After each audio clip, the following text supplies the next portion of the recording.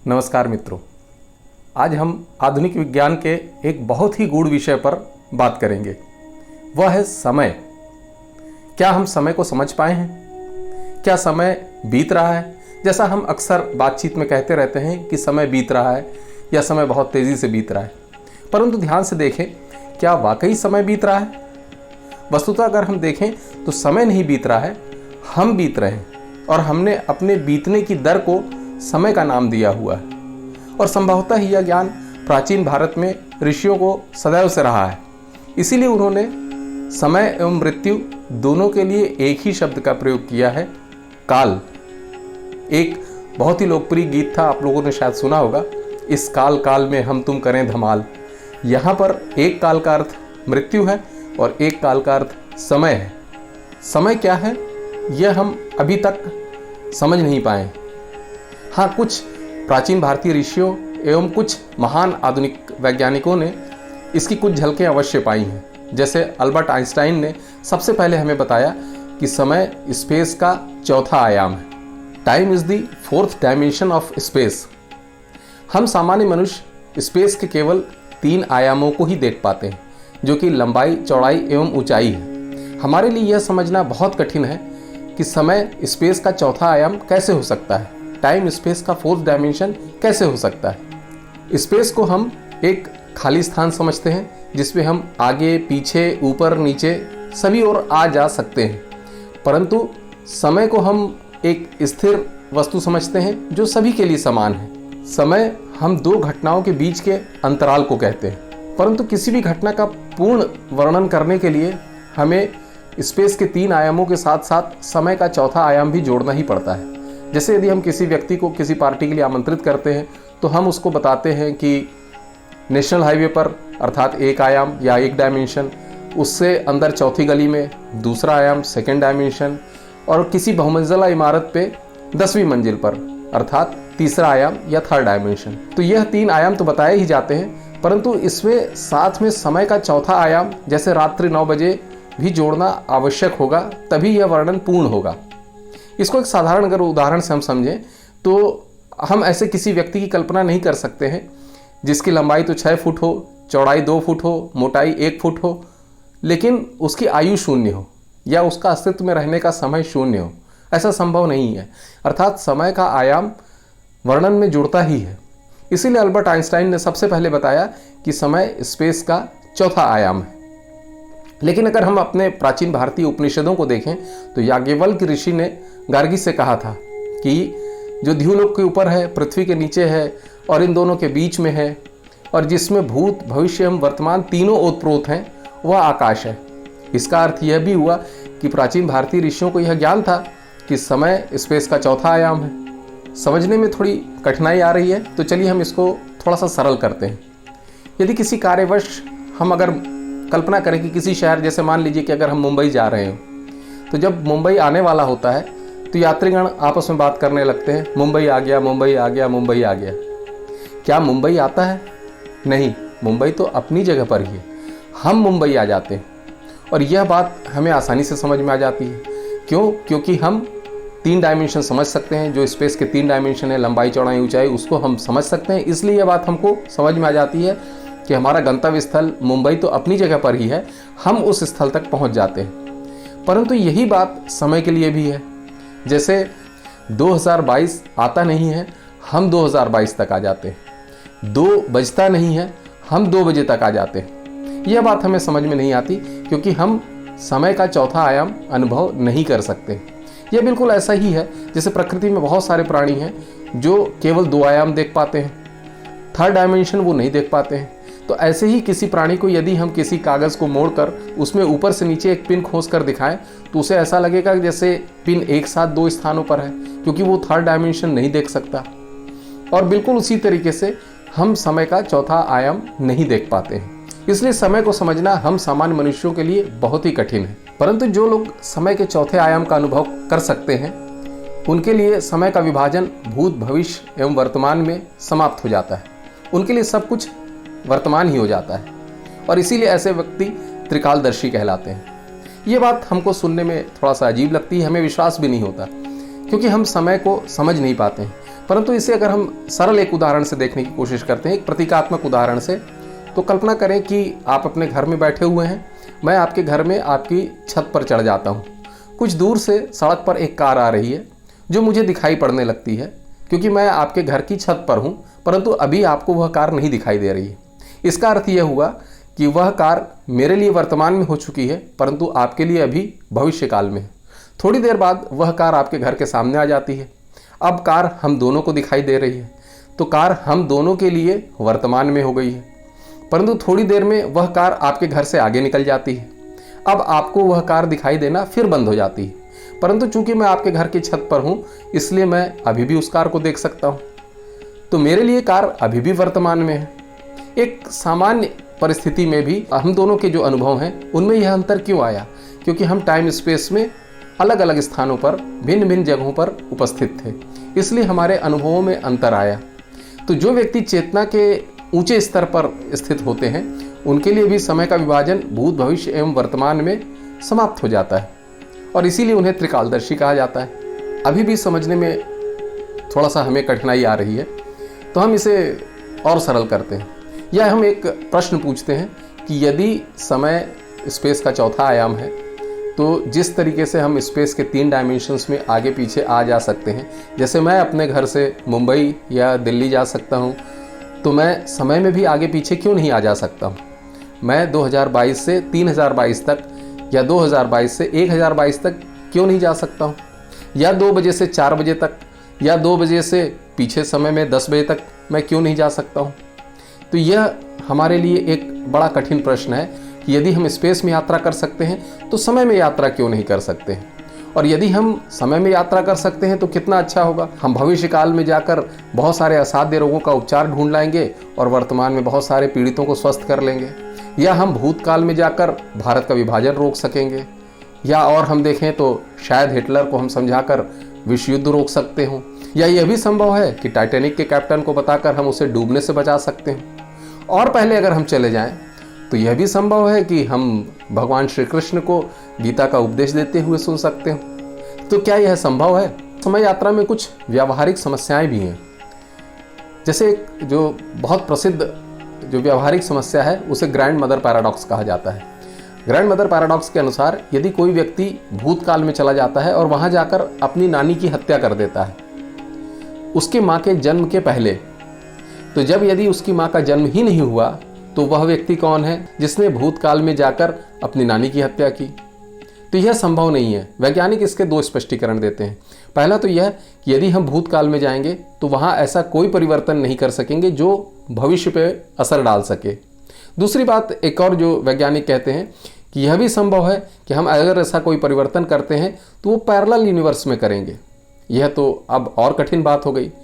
हालांकि अब आधुनिक विज्ञान भी इस बात की संभावना से इनकार नहीं करता है कि बहुत सारे पैरेलल यूनिवर्सेस भी हो सकते हैं। एक कल्पना करें कि जब आप ट्रेन से किसी गंतव्य स्थल की ओर जाते हैं तो जब ट्रेन चलती जाती है तो स्टेशंस एक एक करके पीछे की ओर छूटते जाते हैं। बिल्कुल हम ऐसी कल्पना कर सकते हैं समय के लिए भी कि समय में हम जब यात्रा कर रहे हैं और यह यात्रा एक ही दिशा में संभव है, तो समय में हम यात्रा कर रहे हैं तो बहुत सारे स्टेशंस जैसे जवानी, बचपन, बुढ़ापा, यह पीछे छूटते जा रहे हैं। और अगर हम स्टेशन की तुलना इससे करते हैं तो एक बात और भी हो सकती है कि संभवतः कोई ऐसा बहुत बड़ा जंक्शन हो जहां बहुत सारे गंतव्य स्थलों के लिए पटरियां मिलती हों। तो यदि इस ट्रेन की पटरी बदल दी जाए तो संभव है कि वो स्टेशन उस मार्ग पे पड़े ही ना, जैसे संभव है कि किसी पटरी पर विश्व युद्ध का स्टेशन ना हो। यह बहुत कठिन होता जा रहा है। टाइम यदि 4 डायमेंशन भी है तो भी हम इसमें यात्रा कैसे कर सकते हैं? और एक बात और है, यदि टाइम ट्रैवल संभव है तो अभी तक भविष्य से हमारे पास कोई आया क्यों नहीं? क्योंकि हम तो ये मान के चलते हैं कि जिस तरह से विकास हो रहा है भविष्य हमसे बहुत ज़्यादा विकसित होगा। तो यदि वो बहुत ज़्यादा विकसित है तो वहाँ से अभी तक हमारे पास कोई आया क्यों नहीं? या यह भी संभावना हो सकती है कि क्या भूतकाल ही ज़्यादा विकसित था? हमारे शास्त्र या जो पुराण बताते हैं उसके अनुसार तो ऐसा ही प्रतीत होता है कि भूतकाल ही ज़्यादा विकसित था, परंतु ये हमें अभी तक पता चल नहीं पाया है कि भविष्य से हमारे पास अभी तक कोई आया क्यों नहीं। और हमारे सामने यह प्रश्न तो अभी तक बना ही हुआ है कि यदि टाइम 4 डायमेंशन भी है तो हम इसमें यात्रा कैसे कर सकते हैं। ऐसा कहा जाता है कि अल्बर्ट आइंस्टाइन जब छोटे थे तो वह जब अपने स्कूल जाते थे तो रास्ते में एक घंटा घर पड़ता था। तो उस घंटा घर की घड़ी को देखकर वो हमेशा ये सोचा करते थे कि यदि मैं प्रकाश की किरण पर सवार होकर इस घंटा घर के सामने से निकलूँगा तो क्या यह समय रुक जाएगा। निश्चित रूप से ही वह समय रुक जाएगा। उसका कारण उन्होंने बताया कि हम किसी भी वस्तु को तभी देख पाते हैं जब प्रकाश वहाँ से चलकर हमारे पर्दे पर और फिर उसके बाद मस्तिष्क में एक छवि बनाता है। इससे संबंधित एक वीडियो मैं पूर्व में पोस्ट कर चुका हूँ, जिसकी लिंक मैं ऊपर आई बटन में एवं नीचे डिस्क्रिप्शन बॉक्स में दे दूंगा, जहाँ पर क्लिक करके आप उसे देख सकते हैं। तो अल्बर्ट आइंस्टीन ने कहा कि जब हम प्रकाश की किरण पर सवार होकर घंटाघर की घड़ी के सामने से निकलेंगे तो क्या होगा। तो किसी भी वस्तु को हम तभी देख पा रहे हैं जब प्रकाश की किरण हमारी आंख तक पहुंच रही है। तो घंटाघर की घड़ी से चली हुई जो प्रकाश की किरण है वह हमारी आंख तक पहुंच ही नहीं पाएगी, क्योंकि हम स्वयं भी प्रकाश की गति से चल रहे हैं। तो घड़ी हमारे लिए रुक जाएगी।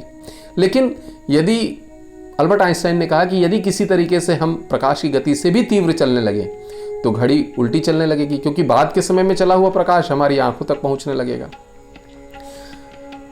हालांकि ऐसा संभव नहीं है, क्योंकि प्रकाश की गति से तीव्र चल पाना इस सृष्टि में संभव नहीं है आधुनिक विज्ञान के अनुसार। यदि हम इसको और विस्तार देते हैं तो अगर हम प्रकाश की गति से तीव्र चल सकते हों तो हम भूतकाल को भी देख सकते हैं, परंतु आधुनिक विज्ञान तो कहता है कि प्रकाश की गति से तीव्र चल पाना संभव ही नहीं है। तो दूसरा क्या तरीका हो सकता है। दूसरा तरीका हो सकता है वर्म होल्स। वर्म होल्स एक ऐसे सुराख हैं हमारे स्पेस में जिनसे हम एक स्थान से दूसरे स्थान पर टाइम स्पेस की यात्रा कर सकते हैं।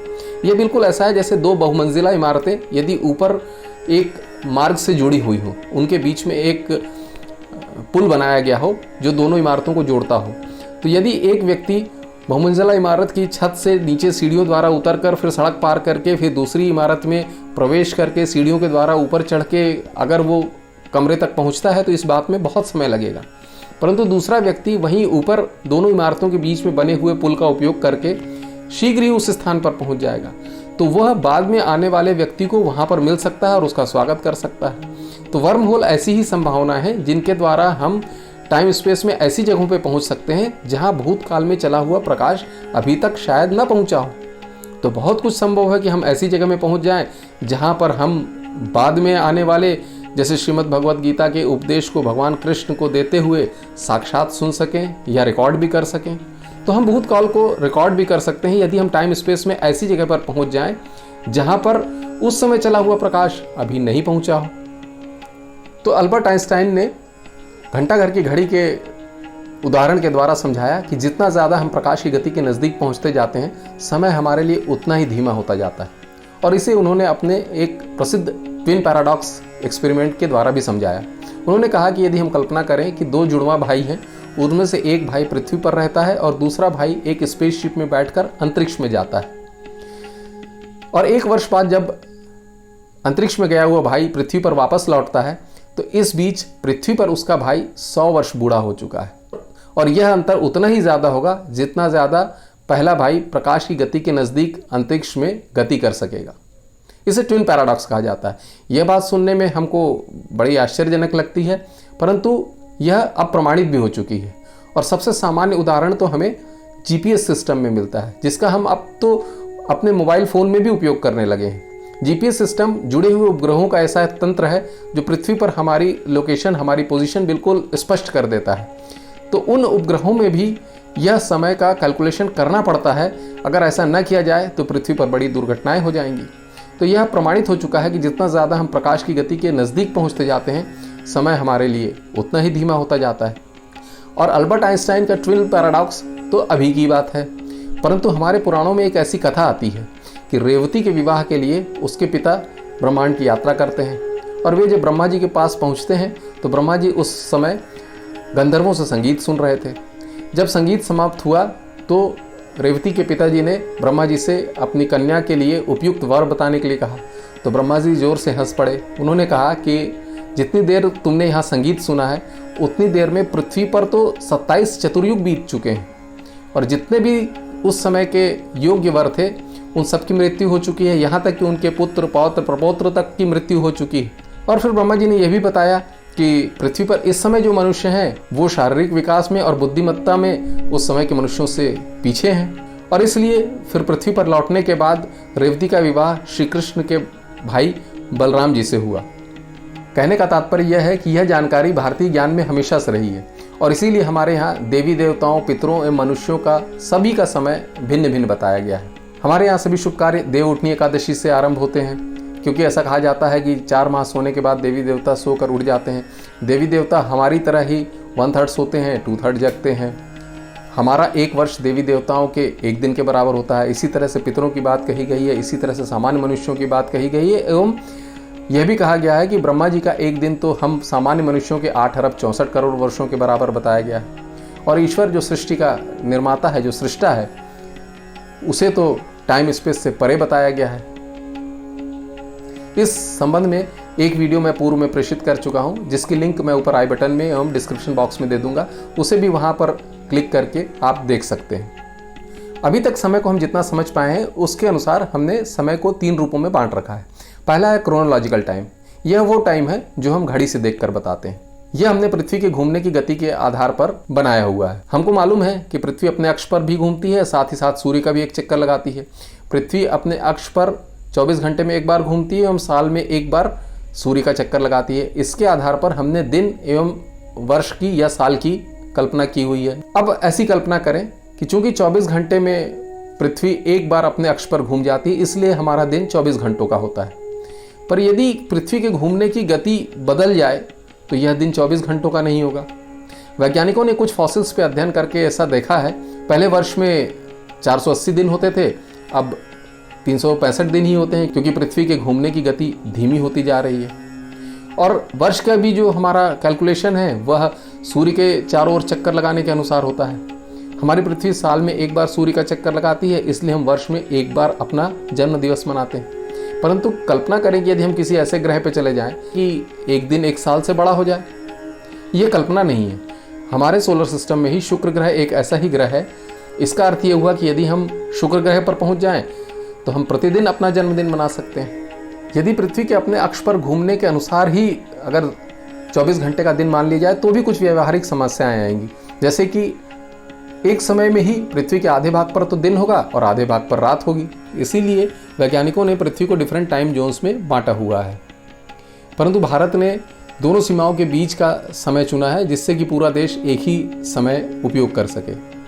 सूर्य हमको स्थिर प्रतीत होता है, परंतु सूर्य भी आकाशगंगा के केंद्र का चक्कर लगा रहा है, और ऐसा अनुमान है कि 22 करोड़ 50 लाख वर्षों में सूर्य एक परिक्रमा कर लेता है। सूर्य लगभग अभी तक इस तरह की 20 परिक्रमाएं कर चुका है।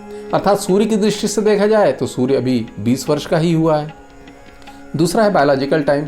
हम सब के शरीर में एक जैविक घड़ी होती है जो तेज़ या धीमी हो सकती है, और उसी के आधार पर आपने देखा होगा एक बहुत प्रसिद्ध कथन था कि 60 साल के बूढ़े या 60 साल के जवान। बहुत सारे लोग कम उम्र में ही ज़्यादा आयु के प्रतीत होने लगते हैं, और बहुत सारे लोग ज़्यादा आयु के होने के बाद भी कम उम्र के प्रतीत होते हैं, क्योंकि उनकी जैविक घड़ी चलने की दर अलग अलग होती है। अर्थात यह समय भी परिवर्तनीय है। एक बैक्टीरिया सामान्य मनुष्य के जीवन के आयुकाल में हजारों पीढ़ियों को जन्म देकर समाप्त हो जाता है।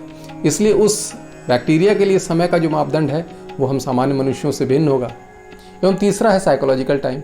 इसका प्रसिद्ध उदाहरण अल्बर्ट आइंस्टाइन ने ही दिया। उन्होंने कहा कि यदि आप आग की भट्टी के पास बैठते हैं तो आपको ऐसा लगता है कि समय तो बीत ही नहीं रहा है, कितना लंबा समय हो गया। परंतु वहीं पर यदि आप अपने किसी प्रिय व्यक्ति के साथ बैठते हैं तो समय आपको पता ही नहीं चलता है, कैसे पंख लगाकर उड़ जाता है। आपको पता ही नहीं चलता कि इतनी जल्दी विदा की घड़ी आ गई। यह साइकोलॉजिकल टाइम है। परंतु समझना बहुत महत्वपूर्ण यह है कि ये तीनों प्रकार के time, chronological time, biological time और साइकोलॉजिकल टाइम, ये परिवर्तनीय है। और यह जो वैज्ञानिक समय की अवधारणा है उसके आसपास भी नहीं है। तो ये अवधारणाएं वो हैं जो हमने अपनी सामान्य समझ से बनाई हुई है। परंतु समय को उस तरह से समझ पाना जैसा भारतीय ऋषियों ने समझा या अल्बर्ट आइंस्टाइन ने समझा, वह समझने के लिए हमें ध्यान की शरण में जाना पड़ेगा। ऐसा माना जाता है कि ध्यान की अवस्था में मस्तिष्क का वह भाग जो टाइम एंड स्पेस से रिलेटेड होता है वह सक्रिय हो जाता है, और उसके बाद हम समय को स्पेस के चौथे आयाम के रूप में देख पाने में सक्षम हो पाते हैं। और अल्बर्ट आइंस्टाइन के मस्तिष्क का वह भाग जो समय एवं स्पेस से रिलेटेड था, टाइम स्पेस से रिलेटेड था, वह सामान्य मनुष्यों की तुलना में 15% बड़ा भी पाया गया। इसलिए संभवतः अल्बर्ट आइंस्टाइन समय को ऐसा देख सके जैसा हम सामान्य मनुष्य नहीं देख पाते हैं। तो यह समझना बहुत महत्वपूर्ण है कि हम चेतना के विकास के द्वारा उस अवस्था को प्राप्त कर सकते हैं जिसमें हम समय को स्पेस के चौथे आयाम के रूप में देख सकें, जैसा कि प्राचीन भारतीय ऋषियों ने देखा। आशा है यह वीडियो आपको अच्छा लगा होगा। यदि यह जानकारी आपको अच्छी लगी हो तो कृपया इसे लाइक करें, चैनल को सब्सक्राइब भी करें एवं कृपया बेल आइकन भी प्रेस करें, जिससे कि इस तरह के वीडियो की नोटिफिकेशंस आपको समय पर मिलती रहें। साथ ही साथ इस जानकारी को, रोचक जानकारी को अपने अन्य मित्रों के साथ भी शेयर करें, जिससे कि हम प्राचीन भारतीय ज्ञान की जानकारी ज़्यादा लोगों तक पहुंचा सकें। धन्यवाद।